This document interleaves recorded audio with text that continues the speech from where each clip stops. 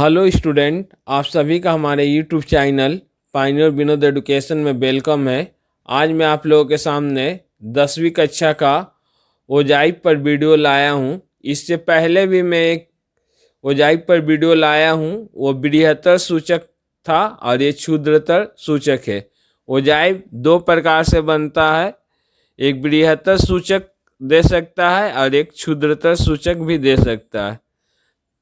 तो क्वेश्चन है आपका, श्रेणी है 100 से 120, बारंबारता है 12, 120 से 140, 140 से 160, 160 से 180, 180 से 200, बारंबारता 12, 14, 8, 6, 10। क्वेश्चन है, प्रदत्त तत्व की बारंबारता क्रमिक यौगिक क्षुद्रतर सूचक तालिका तैयार करे, लेखा चित्र में ओजाइप खींचे।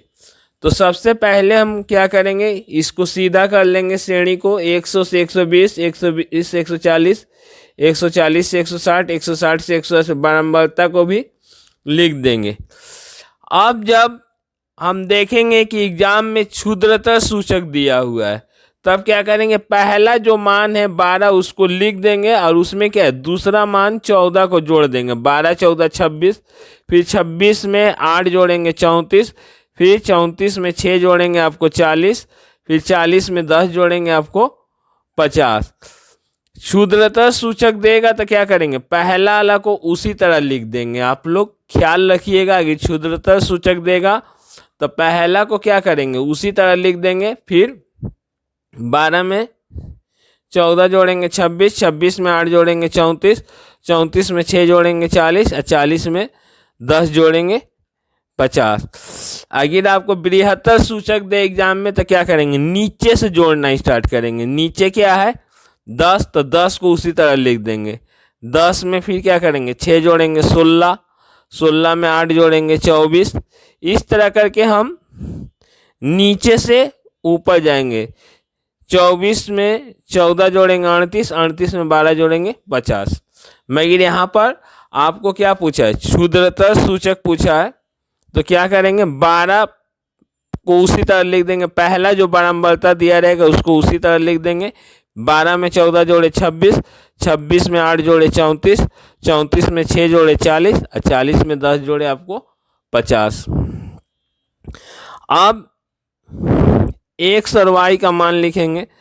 तो ये जो आया है क्षुद्रतर सूचक में 12, 26, 34, 40, 50, ये सब क्या हो जाएगा, y का मान हो जाएगा। x का मान में हमको ख्याल रखना पड़ेगा कि कौन सा मेथड से एग्जाम में पूछा है। यदि क्षुद्रतर सूचक से पूछेगा तो 120 पर 12 गिनेंगे। यदि बृहत्तर सूचक से पूछेगा तो 100 पर 12 गिनेंगे। ठीक है, आप लोग इस चीज को ख्याल रखिएगा एग्जाम में। तो 120 पर क्या करेंगे, 12 गिनेंगे, 140 पर 26 गिनेंगे, 160 पर 34 गिनेंगे, 180 पर 40 और 200 पर 50 गिनेंगे। इतना करने के बाद पिछले वर्ष तो ग्राफ दिया ही नहीं था और इतना ही बनाने के बाद स्टूडेंट को 4 मार्क्स दे दिया गया था। उसके बाद हम ग्राफ पेपर में लाइन टानेंगे। y जो है ऊपर जाता है तो कितना तक जाना है हमको, 50 तक जाना है। सबसे अधिक कितना है, 50।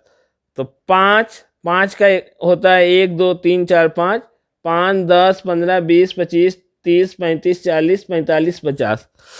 तो आप लोग देख रहे होंगे कि y में क्या है, 1, 2, 3, 4, 5, यानी एक वर्ग पर एक इकाई है। ये बहुत ही इंपॉर्टेंट चीज़ है, महत्वपूर्ण चीज़ है लिखना कि y अक्ष पर और x अक्ष पर एक वर्ग पर कितना इकाई होता है। तो y अक्ष पर आप देख रहे हैं कि एक वर्ग पर क्या है, एक इकाई है।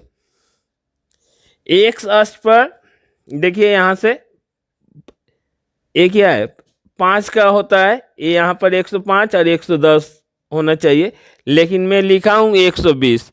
यानी क्या किया गया है, 1, 2, 3, 4, 5, 6, 7, 8, 9, 10 है, 10 है, लेकिन 120 लिखा गया। यानी एक वर्ग को क्या है, 2 इकाई माना गया है। एक अक्ष पर एक वर्ग पर 2 इकाई। 100 के बाद 120 आया है, 120 के बाद फिर 10 गिनेंगे, 140 करेंगे, 140 के बाद फिर 10 पर 160 करेंगे, फिर 180 और फिर 200। ये आप लोग सुविधा अनुसार, ये छोटा ग्राफ पेपर है इसलिए मैं इसमें हटेगा नहीं, इसलिए मैं क्या किया हूँ कि एक्स पर क्या है, 1 वर्ग को 2 इकाई माना हूँ। अब कैसे करेंगे, कुछ नहीं करना है, बहुत इजी है और उम्मीद कर रहा हूँ कि इस साल जरूर ही देगा और आप लोग 4 नंबर प्राप्त कर लीजिएगा। मैं बोला हूँ कि क्षुद्रतर सूचक से दे तो 120 पर गिनेंगे, अपर वाला पर गिनेंगे। अगर बृहत्तर से देता तो 100 पर गिनेंगे, ये आप लोग ख्याल रखिएगा। 120 पर 12 गिनना है तो 120 यहाँ पर है, 5, 10, 11, 12। 12 पर क्या करेंगे, बिंदु कर देंगे। 140 पर क्या है, आपको 26 गिनना है, 25, 1, 26। 26 पर क्या करेंगे, बिंदु कर देंगे। 160 पर आपको क्या करना है, 34 गिनना है, तो 35 के एक नीचे क्या है, हो जाएगा 34। 180 पर आपको कितना गिनना है, 40, तो 35 और 40। और 200 पर आपको 50 गिनना है।